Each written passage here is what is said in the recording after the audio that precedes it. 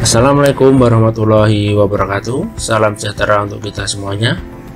Untuk sesi yang kedua ini kita akan membahas tentang konsekuensi kepemilikan NPWP.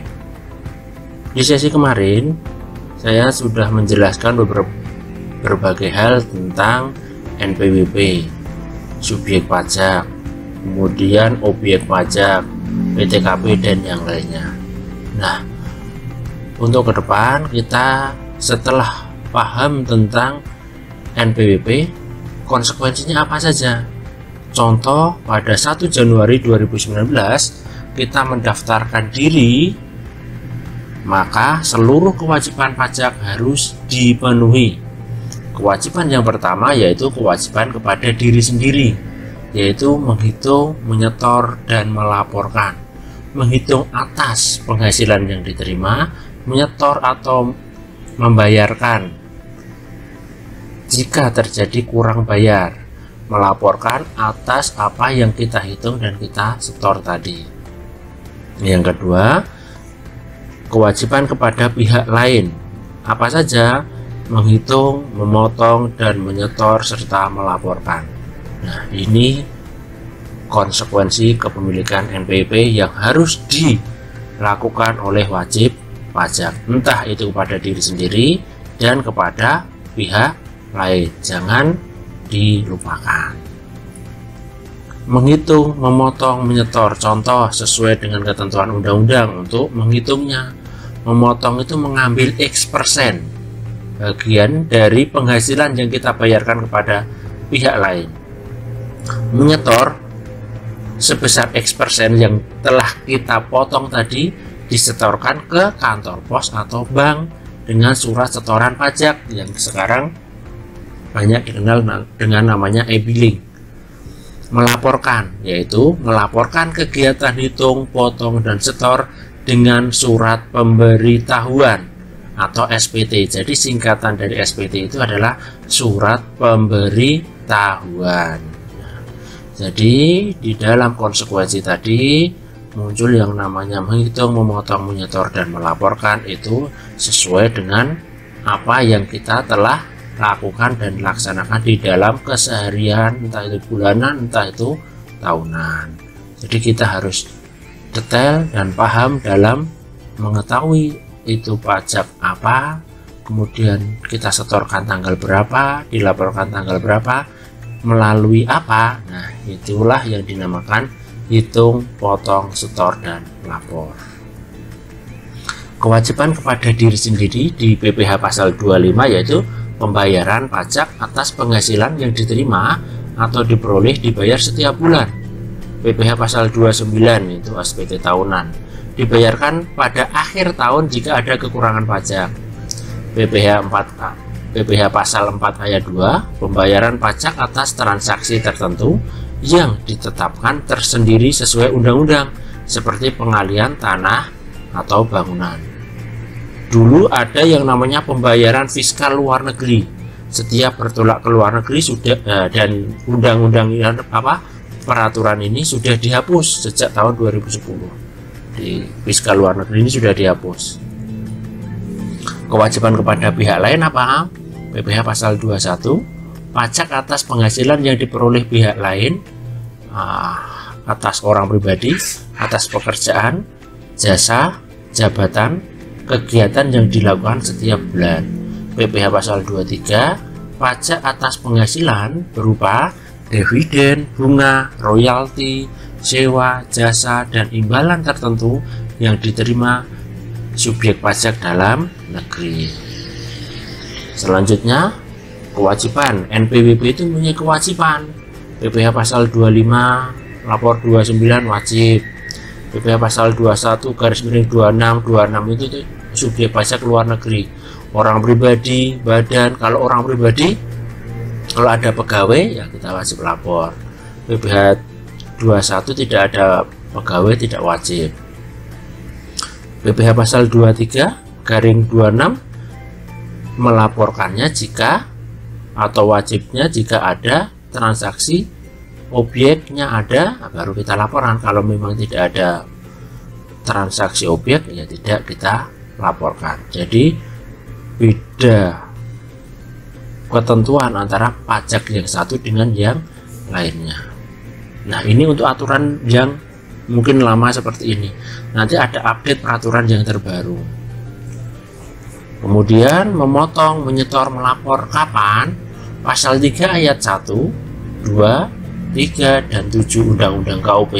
Kewajiban bulanan. Nah, kita kan akan menghitung, menyetor, melapor. Jadi itu tadi di awal saya jelaskan, itu ada batas waktunya, maksimalnya kapan. Nah, di sini ada jenis pajak, memotong atau memungut, menyetor, dan melaporkan. Maka kita harus hafalkan. Kalau nggak hafal gimana ya? Kita akan coba belajar, berlatih, membaca, dan dibaca terus. Biar apa? Biar kita tidak salah dalam memotong, memungut, menyetor, melaporkan.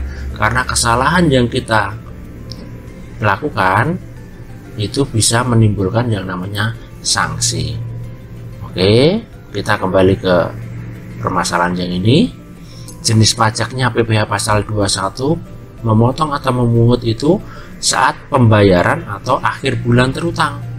Disetorkan tanggal 10 bulan berikutnya, maksimal tanggal 10 bulan berikutnya. Melapornya juga maksimal tanggal 20 bulan berikutnya. Tetapi saat menyetor atau itu ya bisa mulai tanggal 1, 2, 3, tapi maksimalnya untuk setor tanggal 10 bulan berikutnya. Lapornya juga seperti itu. Jenis pajak yang kedua yaitu PPh pasal 23 atau 26, pemotongan atau pemungutan saat pembayaran atau akhir bulan terutang. Menyetornya tanggal berapa? Tanggal 10 bulan berikutnya, lapornya tanggal 20 bulan berikutnya. PPh pasal 4 ayat 2, memotong dan memungutnya saat pembayaran atau akhir bulan terutang. Menyetornya tanggal 10 bulan berikutnya, lapor juga tanggal 20 bulan berikutnya. Untuk PPh pasal 25 itu disetor tanggal 15 bulan berikutnya. Lapornya untuk lapor tanggal 20 bulan berikutnya. Dan terkhusus pajak pertambahan nilai atau PPN, memotong atau memungut saat penyerahan atau pembayaran. Menyetor akhir bulan berikutnya, melaporkannya akhir bulan berikutnya juga. Jadi kewajiban bulanan itu harus dihafalkan, diingat-ingat. Bagaimana cara mengingatnya? Kita baca berulang-ulang. Supaya apa? Supaya tidak menimbulkan sanksi jika terjadi kesalahan. Selanjutnya adalah kewajiban tahunan. Ada subjek pajaknya adalah WP orang pribadi. Jenis pajaknya adalah PPh pasal 29 tahunan. Kapan menyetor? Kalau tahun bukunya Januari sampai Desember, maka menyetor maksimal adalah akhir bulan ketiga setelah akhir tahun pajak. Melapornya juga sama, khusus untuk WP orang pribadi itu akhir bulan ketiga setelah akhir tahun pajak. Kapan itu? Kalau tahun buku Januari sampai Desember, maka ini maksimal untuk lapor SPT tahunan, lapor dan setor itu tanggal 31 Maret. Jika tahun bukunya Januari sampai Desember. Halnya juga sama pada WP badan. Jenis pajaknya PPh pasal 29 tahunan. Setornya adalah akhir bulan keempat setelah akhir tahun pajak. Melapornya akhir bulan keempat setelah akhir tahun pajak. Jika tahun bukunya Januari Desember saat kita mendaftarkan NPWP tersebut kemarin, maka kita melapor SPT tahunannya, yaitu kalau di akhir bulan keempat berarti 30 April. Setor dan lapor maksimal itu. Nah, terjadi perubahan juga berdasarkan PMK nomor 9 garis miring PMK 03 garis miring 2018 mulai tanggal 26 Januari 2018 nih. Jenis pajak SPT masa PPh 25 nihil tidak wajib lapor. Itu sesuai pasal 10 ayat 4. SPT masa PPh 25 kurang bayar tidak wajib lapor pasal 10 ayat 3. Tetapi kalau PPh pasal 25 kurang bayar itu wajibnya setor, tidak wajib lapor. Setornya wajib. Selanjutnya SPT masa PPh 21 nihil, yang dulu itu mau nihil mau kurang bayar itu wajib lapor. Sekarang SPT masa PPh 21 nihil, kalau nihil itu tidak wajib lapor. Itu sesuai pasal 10 ayat 2. Namun SPT masa PPh 21 nihil masa Desember, yang dulu banyak sekali yang mengatakan bahwa seperti SPT 21 tahunan. SPT 21 tahunan itu sudah nggak ada, adanya sekarang SPT masa PPh 21 nihil masa Desember. Itu nanti di masa Desember itu melaporkan penggajian masa Desember itu sendiri dan penggabungan penggajian Januari, hitungannya Januari sampai Desember. Nah, jadi ada dua, tetapi dalam satu SPT itu wajib lapor. Mau nihil mau enggak tetap lapor. Khusus masa Desember wajib lapor SPT masa PPh 21. Nah, itu sesuai pasal 10 ayat 2A. Untuk SPT masa PPh 21 yang nihil yang tadi, yang atas ini, seumpama ini kurang bayar ya wajib lapor. Tetapi kalau nihil tidak wajib lapor. Selanjutnya mulai tanggal 1 April 2018 SPT masa PPh 21 elektronik wajib SPT PPh 21. Pelaporannya wajib e-filing sesuai pasal 8 ayat 6. SPT masa PPN 1111 elektronik SPT e-faktur wajib e-filing sesuai pasal 8 ayat 7. Nah, ini banyak sekali perubahan-perubahan. Sekarang yang SPT atau e-faktur sudah 3.0. Nah, ini. Nah, di sini saya berikan contoh tentang transaksi pada masa Januari, berarti dilaporkannya masa Februari, jadi mundur 1 bulan. Tanggal transaksi yaitu tanggal 11 Januari tahun 2020, pembayaran sewa mobil 10 juta. Berarti dipotongnya apa? Karena sewa PPh pasal 23 dilakukan, dikeluarkanlah bukti potong. Ini dikeluarkan bukti potong. Kemudian karena transaksi 11 Januari, maka diingat-ingat kapan terakhir setor, kapan terakhir lapor. Nah, untuk setor tanggal 10 Februari. Nah, di awal tadi saya sudah jelaskan terakhir setor adalah 10 Februari. Nah, ini tanggal 10 Februari 2020 penyetoran PPh 23 200.000. 200.000 dari mana? 200.000 itu dari 2% kali 10 juta. Tarifnya PPh pasal 23 itu kalau yang punya NPWP adalah 2%. 2% kali 10 juta ketemunya 200.000, dibayarkan melalui SSP atau surat setoran pajak yang menggunakan e-billing. Kemudian maksimal dilaporkan kapan? Tanggal 20 Februari pelaporan SPT PPh pasal 23 menggunakan SPT. Jadi di tanggal 10 Februari kita hitung, kan kita tadi dijelaskan kita menghitung, kemudian kita setor, kita lapor, gitu kan. Hitungannya sudah ketemu 200.000, dibayarkan ke kantor pos atau bank melalui e-billing SSP. Terus kemudian maksimal tanggal 20 Februari dilaporkan menggunakan SPT masa PPh pasal 23 atau garis miring 26. Nah, inilah salah satu transaksi yang simple. Nah, nanti banyak sekali contoh-contoh kalau di lapangan tentang transaksi-transaksi seperti ini. Selanjutnya, SPT tidak lengkap. Nah, ini SPT tidak memenuhi ketentuan sesuai pasal 3 ayat 7. Pengisiannya tidak memenuhi ketentuan formal, yaitu lupa nama dan NPWP tidak dicantumkan dalam SPT. Ini lupa yang pertama, lupa nulis. Nah, yang kedua, elemen SPT induk dan lampiran tidak atau kurang lengkap diisi. SPT-nya kurang diisi. Kalau sekarang kayaknya sudah lengkap karena lebih banyak menggunakan SPT atau e-faktur. Yang ketiga, SPT tidak ditandatangani wajib pajak atau ditandatangani kuasa wajib pajak, tetapi tidak dilampiri dengan surat kuasa khusus. Waktu datang kantor pajak seumpama tidak ada atau belum ditandatangani atau surat kuasa untuk menandatangani nggak ada, ini SPT-nya dianggap tidak lengkap. SPT tidak atau kurang dilampiri dengan lampiran yang disyaratkan, ada bukti potongnya atau ada SSP-nya atau banyak hal, satu lembar kurang selembar itu saja sulit dulu diterima. Kalau sekarang kan sudah pakai elektronik jadi lebih mudah. Yang kelima, SPT kurang bayar tetapi tidak dilampiri dengan SSP. Maksudnya setelah dihitung ada kurang bayarnya, setelah kurang bayar kok harusnya di store, ini nggak ada setorannya, nggak dibuktikan dengan SSP, itu nggak bisa, harus ada e-billingnya SSP tersebut. SPT dianggap tidak disampaikan apabila tidak memenuhi ketentuan formal.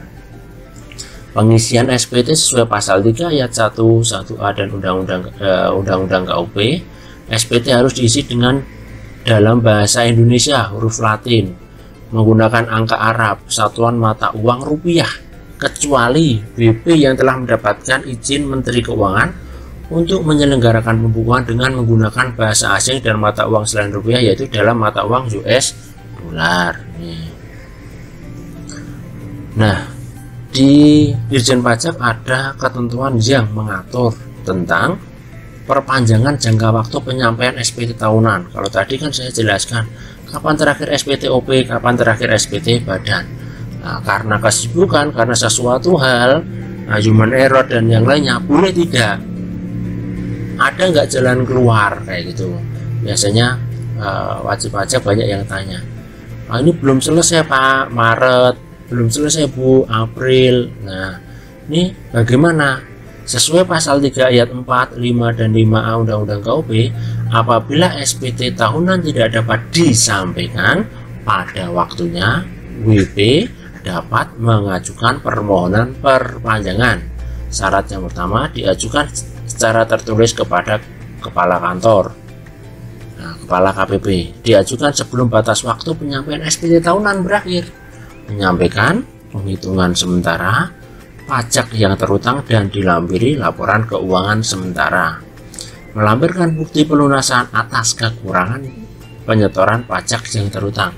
Jadi bahasanya adalah kita buat dulu laporan laba rugi, neraca, balance dan yang lainnya dilengkapi. Sementara adanya itu ya kita susun itu dulu. Kalau besok melakukan pembetulan bisa, tapi ini biar mengejar apa? Biar tidak terlambat. Biar tidak terlambat. Makanya bisa melampirkan bukti kalau kurang bayar ya kita sampaikan kurang bayar. Ini nanti pelaporannya menggunakan SPTZ. Perpanjangan diberikan paling lama 2 bulan nih syarat ini.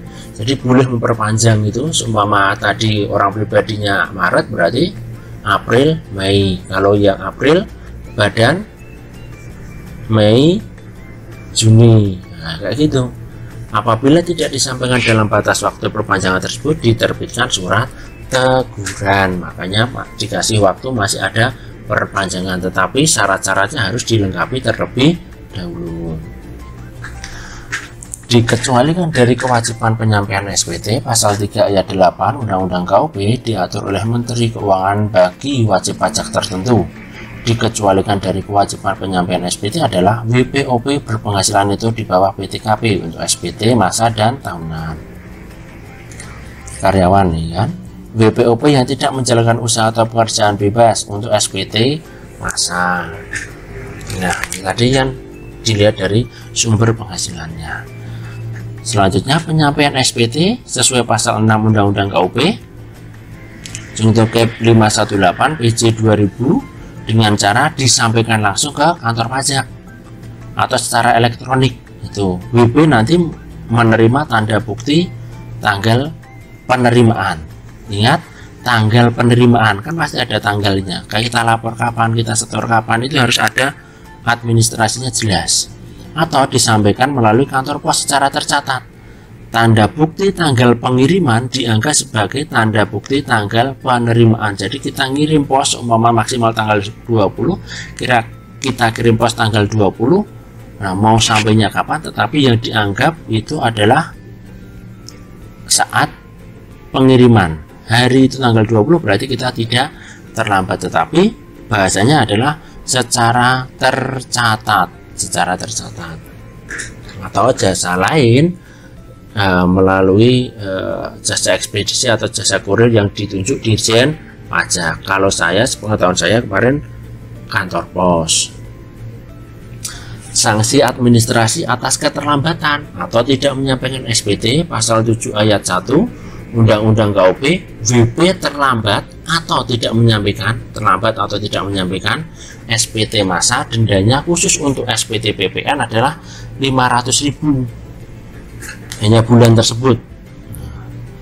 Atau SPT lain PPh 21, 23, 4 ayat 2 itu ada sanksinya, dendanya adalah 100.000 khusus untuk SPT tahunan, orang pribadi 100.000, badan 1 juta. Nah, biar kita tidak terlambat menyampaikan setoran, laporan, dan yang lainnya, berarti apa? Harus menghafalkan kapan terakhir setor, kapan terakhir lapor. Biar apa? Biar kita terbiasa administrasi, tertib administrasi, tertib perpajakan, dan tertib segala hal.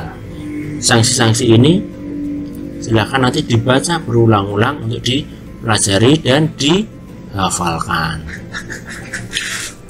Pengenaan sanksi administrasi berupa denda sebagaimana dimaksud pada pasal 7 ayat 1 tidak dilakukan terhadap wajib pajak orang pribadi yang telah meninggal dunia. Yang kedua, wajib pajak orang pribadi yang sudah tidak melakukan kegiatan usaha atau pekerjaan bebas. Yang ketiga, wajib pajak orang pribadi yang berstatus sebagai warga negara asing yang tidak tinggal lagi di Indonesia. Bentuk usaha tetap. Yang keempat, bentuk usaha tetap yang tidak melakukan kegiatan lagi di Indonesia. Kelima, wajib pajak badan yang tidak melakukan kegiatan usaha lagi tetapi belum dibubarkan sesuai dengan ketentuan yang berlaku. Selanjutnya, bendaharawan pemerintah yang tidak melakukan pembayaran lagi. Seterusnya, wajib pajak yang terkena bencana nasional yang ketentuannya diatur dengan peraturan Menteri Keuangan, atau wajib pajak lain yang diatur dengan atau berdasarkan peraturan Menteri Keuangan. Ini beberapa hal tentang pengenaan sanksi administrasi berupa denda sebagaimana dimuat pada pasal 7 ayat 1 tidak dilakukan karena berbagai hal yang ada. Kemudian tempat pembayaran bisa di bank atau di kantor pos. Sarana pembayaran sama ini, kalau ini udah sarana pembayaran yaitu menggunakan SSP atau e-billing. Nah, kita akan sedikit tentang jatuh tempo, sanksi kalau terlambat lapor tadi seperti apa. Nah, bedanya terlambat setor juga ada di sini. Tanggal jatuh tempo pembayaran atau penyetoran pajak pasal 9 ayat 1 Undang-Undang KUP. Yang pertama, tanggal jatuh tempo pembayaran dan penyetoran pajak yang terutang untuk suatu saat atau masa pajak bagi masing-masing jenis pajak paling lama 15 hari setelah saat terutangnya pajak atau berakhirnya masa pajak. Yang kedua, pembayaran atau penyetoran pajak sebagaimana dimaksud pada ayat 1 yang dilakukan setelah tanggal jatuh tempo pembayaran atau penyetoran pajak dikenai sanksi administrasi berupa bunga sebesar 2% per bulan yang dihitung dari tanggal jatuh tempo pembayaran sampai dengan tanggal pembayaran, dan bagian dari bulan dihitung penuh 1 bulan. Nah, jadi kalau terlambat setor ada sanksinya berapa? 2% per bulan. Kita ke kasus angsuran. Contoh ini, angsuran masa pajak penghasilan pasal 25. Diingat-ingat, berarti PPh pasal 25 itu terakhir setor tanggal 15, terakhir lapor tanggal 20. Angsuran masa pajak penghasilan pasal 25 PTA tahun 2020 sejumlah 10 juta per bulan. Angsuran masa Mei berarti, nah ini perhatikan masa Mei. Angsuran masa Mei tahun 2020 dibayarkan tanggal 18 Juni 20 dan dilaporkan tanggal 19 Juni tahun 2020. Berarti dari hal ini kita harus flashback ke belakang. Nah, kita ingat-ingat PPh pasal 25 terakhir setor kapan? Tanggal 15. Ini tanggal 18. Berarti kena sanksi. Nah, ini lapornya tanggal berapa? 19, tidak kena sanksi. Nah, apabila pada tanggal 15 Juli, tadi transaksinya Mei, ini 15 Juli diterbitkan namanya surat tagihan pajak. Atas apa itu? STP. Sanksi bunga dalam surat tagihan pajak dihitung 1 bulan sebagai berikut. Jadi terlambatnya mau terlambat sedikit, mau terlambat ini kan 3 hari, dianggap sama 1 karena dianggap 1 bulan. 1 kali 2% kali 10 juta, ketemunya adalah 200.000. Jadi keterlambatan setor itu bisa mengakibatkan yang namanya sanksi. Nah, ini baru 1 bulan. Selanjutnya, contoh di sini adalah terlambatnya berapa bulan. Nah, kalau terlambat 2 bulan, tinggal mengalihkan saja 2 kali 2% kali 10 juta, ketemunya adalah 400.000. Semakin banyak, semakin panjang kita melakukan kesalahan, sanksi kita juga akan semakin meningkat. Nah, makanya kita harus berhati-hati dan sangat teliti sekali dalam mengerjakan SPT masa pajak ataupun SPT tahunan. Jadi biar apa? Biar tidak dikenai yang namanya sanksi. Ketentuan pengisian SPT. Yang pertama adalah pengisian SPT harus benar. Benar dalam apa? Benar adalah benar dalam penghitungan, termasuk benar dalam penerapan ketentuan peraturan perundang-undangan perpajakan dalam penulisan dan sesuai dengan keadaan yang sebenarnya. Jadi kita laporkan semuanya. Nih, yang benar ketentuannya ini PPh pasal 21, ini PPh pasal 25, ini ayat 4 ayat 2. Nah, seperti itu harus benar. Lengkap apa maksudnya? Lengkap adalah memuat semua unsur-unsur yang berkaitan dengan objek pajak dan unsur-unsur lain yang harus dilaporkan dalam SPT. Dan jelas adalah melaporkan asal-usul atau sumber dari objek pajak dan unsur-unsur lain yang harus dilaporkan dalam SPT. Jadi penyusunan harus benar, lengkap, dan jelas. Nah, di dalam pelaporan SPT itu ada yang namanya pembukuan dan pencatatan. Ini muncul waktu saat kita melaporkan SPT tahunan. Nah, entah itu pembukuan, entah itu pencatatan. Pengertian pembukuan, pasal 1 angka 26 Undang-Undang KUP, proses pencatatan secara teratur untuk mengumpulkan data dan informasi keuangan meliputi harta, kewajiban, modal, penghasilan dan biaya, harga perolehan dan penyerahan barang kena pajak. Nah, pembukuan ini tujuannya adalah menyusun laporan keuangan. Jadi bisa membuat neraca dan laporan laba rugi pada setiap akhir tahun pajak. Nah, ini harus kita buat seperti kita menyusun laporan neraca sama laporan laba rugi. Kewajiban pembukuan pasal 28 ayat 1, wajib pajak orang pribadi yang melakukan kegiatan usaha atau pekerjaan bebas, wajib pajak badan di Indonesia wajib menyelenggarakan pembukuan.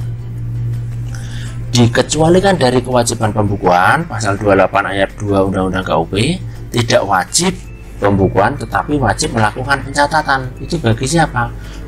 WP orang pribadi yang melakukan kegiatan usaha atau pekerjaan bebas yang diperbolehkan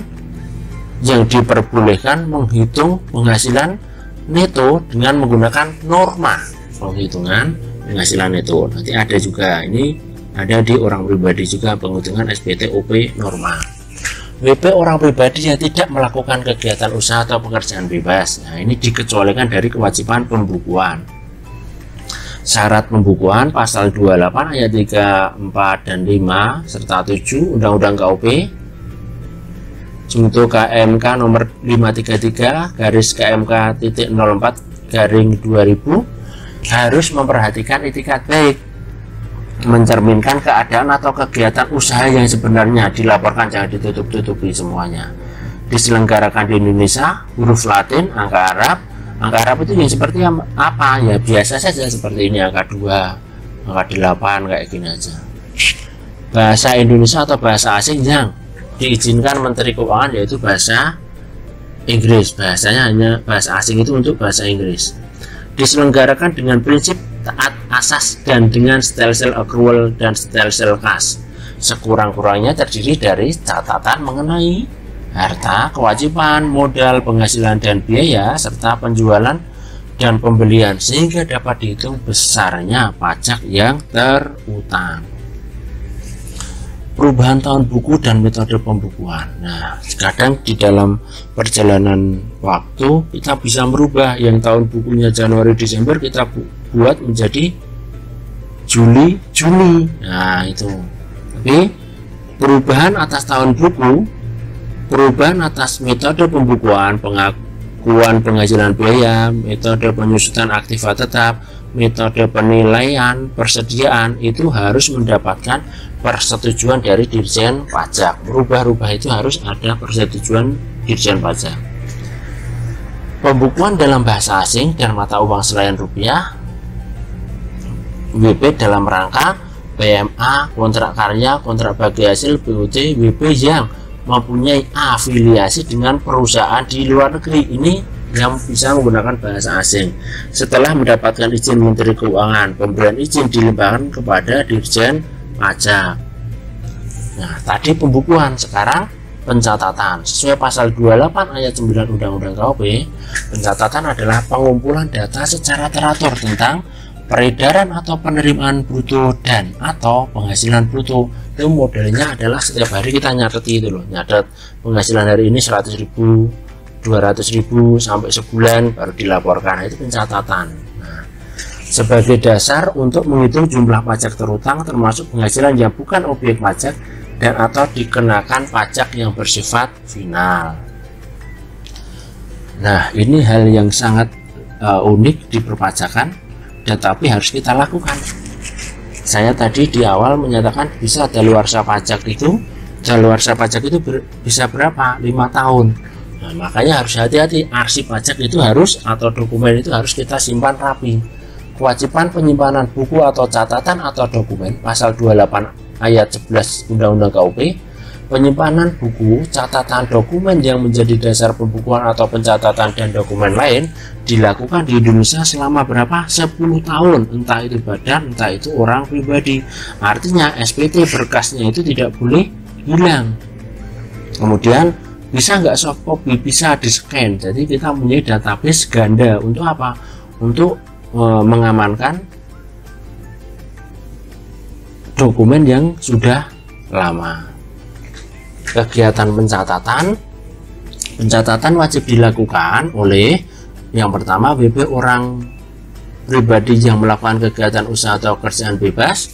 Yang kedua WP orang pribadi yang tidak melakukan kegiatan usaha atau pekerjaan bebas. Syarat pencatatan yaitu pencatatan harus dibuat lengkap dan benar, sama seperti tadi, didukung dengan dokumen yang menjadi dasar penghitungan peredaran atau penerimaan bruto dan atau penghasilan bruto, penghasilan yang bukan objek pajak dan atau penghasilan yang dikenakan pajak secara final. Jangka waktu pencatatan meliputi jangka waktu 12 bulan mulai tanggal 1, contoh ini ya, mulai tanggal 1 Januari sampai dengan tanggal 31 Desember. Itu pencatatan. Nah, mungkin ini yang terakhir ya, tentang apa? Setelah kita tahu, kita daftar NPWP, kita milih penghasilannya kita seperti apa, kemudian tahu juga tentang PKP omsetnya sekian, kemudian tahu juga sanksi-sanksinya. Nah, sekarang kita ke penghapusan NPWP. Loh, memangnya bisa NPWP dihapus? Bisa. Yang pertama, diajukan permohonan penghapusan nomor pokok wajib pajak oleh wajib pajak dan atau ahli warisnya apabila wajib pajak sudah tidak memenuhi persyaratan subjektif dan atau objektif sesuai dengan ketentuan peraturan perundang-undangan perpajakan. Jadi bisa dicabut, ada ahli warisnya seumpama meninggal. Yang kedua, wajib pajak badan dilikuidasi karena penghentian atau penggabungan usaha. Selanjutnya, wajib pajak bentuk usaha tetap menghentikan kegiatan usahanya di Indonesia atau dianggap perlu oleh Dirjen Pajak untuk menghapuskan NPWP dari wajib pajak yang sudah tidak memenuhi persyaratan subjektif dan atau objektif. sesuai dengan ketentuan peraturan perundang-undangan perpajakan. Jadi kita bisa mendaftar, kita bisa tahu cara ngitungnya, kemudian kita juga bisa menghapus NPWP. Tetapi waktu penghapusan NPWP biasanya kita diperiksa atau ditanya-tanya kenapa dihapus dan yang lainnya, kenapa ini berbeda, kenapa ini harus berubah. Nah, itu biasanya oleh Fiskus kita ditanya. Tetapi kalau kita yakin, kalau kita sudah benar, jangan takut. Intinya yang ingin saya tegaskan adalah di dalam pelatihan brevet ini banyak sekali nanti istilah-istilah yang mungkin awam, tetapi bagi yang sudah bekerja tambahan ilmu, tambahan manfaat, manfaat dalam perpajakan. Intinya biar apa? Kita bisa saling bersinergi, bisa belajar bersama, bisa diskusi bersama, memahami pajak dari segala unsur. Mau seperti apa kita melangkah nanti, kita merasa nyaman, usaha nyaman, bekerja nyaman kalau kita tahu atau paham tentang perpajakan. Terima kasih, mungkin itu dari saya. Semoga bermanfaat untuk kita semuanya. Saya akhiri. Assalamualaikum warahmatullahi wabarakatuh.